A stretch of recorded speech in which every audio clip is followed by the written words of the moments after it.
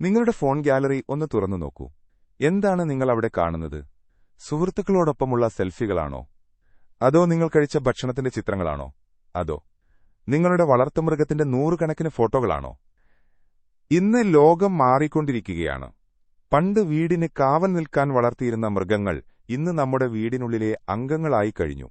അവർക്കായി നമ്മൾ കേക്ക് മുറിക്കുന്നു, ബർത്ത്ഡേ പാർട്ടികൾ നടത്തുന്നു. അവർക്ക് അസുഖം വരുമ്പോൾ സ്വന്തം കുഞ്ഞിനെപ്പോലെ നമ്മൾ നീറുന്നു. ഇതിനെക്കുറിച്ച് പലരും ചിരിക്കാറുണ്ട്. വെറുമൊരു മൃഗത്തെയല്ലേ നീ ഇങ്ങനെ നോക്കുന്നത് എന്ന് പരിഹസിക്കാറുണ്ട്. എന്നാൽ ഇതിനു പിന്നിൽ വലിയൊരു മനഃശാസ്ത്രമുണ്ടെന്ന് നിങ്ങൾക്കറിയാമോ? നമ്മൾ അവരെ മക്കളായി കാണുന്നത് വെറുമൊരു തമാശയല്ല. അത് നമ്മുടെ തലച്ചോറിൽ നടക്കുന്ന ചില അത്ഭുതകരമായ മാറ്റങ്ങളുടെ ഫലമാണ്. ഇന്ന് നമ്മൾ സംസാരിക്കാൻ പോകുന്നത് എന്തുകൊണ്ടാണ് നമ്മൾ വളർത്തുമൃഗങ്ങളെ സ്വന്തം മക്കളെപ്പോലെ സ്നേഹിക്കുന്നത് എന്നതിനെക്കുറിച്ചാണ്. ആദ്യം തന്നെ നമുക്ക് ഇതിന്റെ ശാസ്ത്രീയ വശം നോക്കാം. നിങ്ങൾ നിങ്ങളുടെ വളർത്തുമൃഗത്തിന്റെ കണ്ണുകളിലേക്ക് നോക്കുമ്പോൾ നിങ്ങളുടെ ഉള്ളിൽ എന്ത് സംഭവിക്കുന്നു? പെട്ടെന്നൊരു സ്നേഹം ഇരച്ചുകയറുന്നതായി തോന്നാറില്ലേ? ഇത് വെറുമൊരു തോന്നലല്ല. നമ്മൾ നമ്മുടെ വളർത്തുമൃഗത്തിന്റെ കണ്ണുകളിലേക്ക് നോക്കുമ്പോൾ നമ്മുടെ തലച്ചോറിൽ ഓക്സിറ്റോസിൻ എന്ന ഹോർമോൺ വൻതോതിൽ ഉൽപ്പാദിപ്പിക്കപ്പെടുന്നു. ഇതിനെ ലവ് ഹോർമോൺ എന്നാണ് വിളിക്കുന്നത്. അതിശയകരമായ കാര്യമെന്താണെന്നറിയാമോ? ഒരു അമ്മ തന്റെ മക്കളെ നോക്കുമ്പോൾ ഉൽപ്പാദിപ്പിക്കപ്പെടുന്ന അതേ ഹോർമോണാണിത്. അതായത് ബയോളജിക്കലായി പറഞ്ഞാൽ നിങ്ങളുടെ തലച്ചോറിന് നിങ്ങളുടെ വളർത്തുമൃഗവും സ്വന്തം കുഞ്ഞും തമ്മിലുള്ള വ്യത്യാസം അറിയില്ല. നിങ്ങൾ അവരെ കെട്ടിപ്പിടിക്കുമ്പോഴും അവർക്ക് ഭക്ഷണം നൽകുമ്പോഴും ഒരു മാതാവിനോ പിതാവിനോ ലഭിക്കുന്ന അതേ ആത്മസംതൃപ്തിയാണ് നിങ്ങൾക്ക് ലഭിക്കുന്നത്. അതുകൊണ്ട് നിങ്ങൾ അവരെ വാവയെന്നൊക്കെ വിളിക്കുമ്പോൾ നിങ്ങൾ അഭിനയിക്കുകയല്ല, മറിച്ച് നിങ്ങളുടെ ശരീരം അത് സത്യമായി അനുഭവിക്കുകയാണ്. എന്തുകൊണ്ടാണ് അവരെ കാണുമ്പോൾ നമുക്ക് ഇത്രയധികം വാത്സല്യം തോന്നുന്നത്? ഇതിനെ നിയോട്ടനി എന്ന് വിളിക്കുന്നു. മനുഷ്യർക്ക് സ്വാഭാവികമായും ചില ശാരീരിക പ്രത്യേകതകളോട് വലിയ താൽപ്പര്യമുണ്ട്. വലിയ കണ്ണുകൾ, ഉരുണ്ട നെറ്റി, ചെറിയ മൂക്ക്, നിഷ്കളങ്കമായ ഭാവങ്ങൾ. കുഞ്ഞുങ്ങളിൽ നമ്മൾ കാണുന്ന ഈ പ്രത്യേകതകൾ വളർത്തുമൃഗങ്ങളിലുമുണ്ട്. മനുഷ്യക്കുട്ടികൾ വളരുമ്പോൾ അവരുടെ മുഖഭാവങ്ങൾ മാറും, അവർ മുതിർന്നവരാകും. എന്നാൽ വളർത്തുമൃഗങ്ങളുടെ പ്രത്യേകത അവർ മരണം വരെ ഈ കുട്ടിത്തം നിലനിർത്തുന്നു എന്നതാണ്. അവർ ഒരിക്കലും മുതിർന്നവരാകില്ല. അവർക്ക് എപ്പോഴും നമ്മളെ ആവശ്യമുണ്ട്. എന്നും കുട്ടിയായിരിക്കുന്ന സ്വഭാവം നമ്മുടെ സംരക്ഷണ മനോഭാവത്തെ എപ്പോഴും ഉണർത്തിക്കൊണ്ടിരിക്കും. മനുഷ്യബന്ധങ്ങൾ സങ്കീർണമാണ്. ഒരു മനുഷ്യക്കുട്ടിയെ വളർത്തുക എന്നത് അവരെ നമ്മളെ വിട്ടുപോകാൻ പ്രാപ്തരാക്കുക എന്നതുകൂടിയാണ്. അവർ വളരും, പഠിക്കും, ജോലി കിട്ടും, ഒടുവിൽ അവർ സ്വന്തം ജീവിതം തേടിപ്പോകും. ഇത് മാതാപിതാക്കളെ സംബന്ധിച്ച് ഒരു വലിയ ശൂന്യതയാണ്.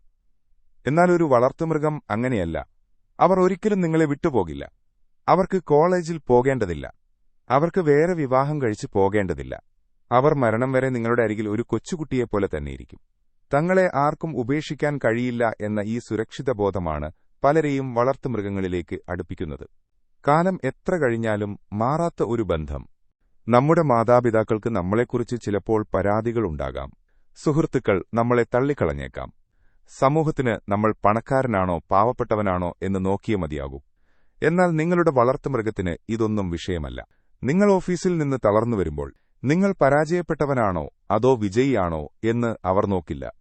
അവർക്ക് നിങ്ങൾ അവരുടെ ദൈവമാണ്. അവർ നിങ്ങളെ ജഡ്ജ് ചെയ്യില്ല. ഈ അൺകണ്ടീഷണൽ ലവാണ് ഇന്നത്തെ തിരക്കേറിയ ലോകത്ത് നമുക്ക് ലഭിക്കുന്ന ഏറ്റവും വലിയ ആശ്വാസം. ലോകം മുഴുവൻ നമുക്കെതിരെ നിന്നാലും വാലാട്ടിക്കാത്തു നിൽക്കുന്ന ഒരാൾ വീട്ടിലുണ്ടെന്ന ബോധം നൽകുന്ന മാനസികാരോഗ്യം ചെറുതല്ല. പലപ്പോഴും നമ്മൾ നമ്മുടെ വളർത്തുമൃഗങ്ങൾക്ക് നൽകുന്ന സ്നേഹം നമ്മുടെ തന്നെ ഭൂതകാലത്തിലേക്കുള്ളൊരു ചികിത്സയാണ്. കുട്ടിക്കാലത്ത് നമുക്ക് കിട്ടാതെ പോയ സുരക്ഷിതത്വമോ കളിപ്പാട്ടങ്ങളോ കരുതലോ നമ്മൾ ഈ മിണ്ടാപ്രാണികൾക്ക് നൽകുമ്പോൾ അറിയാതെ തന്നെ നമ്മുടെ ഉള്ളിലെ മുറിവുകൾ ഉണങ്ങുകയാണ് ചെയ്യുന്നത്. ഒരു പേടിയുള്ള നായയെ ദത്തെടുത്ത് അതിനെ സ്നേഹത്തോടെ മാറ്റിയെടുക്കുമ്പോൾ യഥാർത്ഥത്തിൽ നിങ്ങൾ പഴയ ആ പേടിയുള്ള നിങ്ങളെ തന്നെയാണ് സ്നേഹിക്കുന്നത്. ഇതിനെ റീപേരന്റിംഗ് എന്ന് വിളിക്കുന്നു. വളർത്തുമൃഗങ്ങളെ മക്കളായി കാണുന്നതിലൂടെ നമ്മൾ പലപ്പോഴും നമ്മുടെ തന്നെ വേദനകളെയാണ് മറികടക്കുന്നത്. ഇത്രയധികം സ്നേഹിക്കുന്നതുകൊണ്ടുതന്നെ അവർ നമ്മളെ വിട്ടുപോകുമ്പോൾ ഉണ്ടാകുന്ന വേദനയും വിവരിക്കാനാവാത്തതാണ്. പലരും പറയാറുണ്ട്, അതൊരു നായയല്ലേ, സാരമില്ല എന്ന്. എന്നാൽ ആ വ്യക്തിക്കറിയാം താൻ നഷ്ടപ്പെടുത്തിയത് സ്വന്തം ജീവിതത്തിന്റെ ഒരു ഭാഗത്തെയാണെന്ന്. മനഃശാസ്ത്രത്തിൽ ഇതിനെ ഡിസൻഫ്രാഞ്ചൈസ്ഡ് ഗ്രീഫ് എന്ന് വിളിക്കുന്നു. അതായത് സമൂഹം വേണ്ടത്ര വില നൽകാത്ത സങ്കടം. നിങ്ങളുടെ സങ്കടം വലുതാണ്. കാരണം നിങ്ങൾ സ്നേഹിച്ചത് ഒരു മൃഗത്തെയല്ല, മറിച്ച് നിങ്ങളുടെ മകനെയോ മകളെയോ പോലെ ഒരാളെയാണ്. ആ വേദനയെ മാനിക്കേണ്ടത് അത്യാവശ്യമാണ്. അവസാനമായി എനിക്ക് പറയാനുള്ളത് ഇതാണ്. നിങ്ങൾ നിങ്ങളുടെ പൂച്ചയോടോ പട്ടിയോടോ സംസാരിക്കാറുണ്ടോ? അവർക്ക് പ്രത്യേക വസ്ത്രങ്ങൾ വാങ്ങാറുണ്ടോ? അവരെ സ്വന്തം മക്കളെപ്പോലെ നോക്കാറുണ്ടോ? എങ്കിൽ ഓർക്കുക, നിങ്ങൾ ചെയ്യുന്നത് ഒരു തെറ്റല്ല. നിങ്ങൾ ഒരു വലിയ സ്നേഹമുള്ള മനുഷ്യനാണ് എന്നതിന്റെ തെളിവാണത്. സ്നേഹത്തിനു ഭാഷയില്ല, ജാതിയില്ല, ഇനവുമില്ല.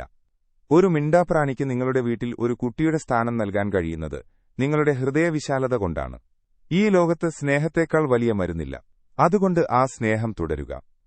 നിങ്ങളുടെ പെറ്റിന്റെ പേര് താഴെ കമന്റ് ചെയ്യൂ. അവരോടൊപ്പമുള്ള നിങ്ങളുടെ അനുഭവങ്ങൾ പങ്കുവയ്ക്കൂ.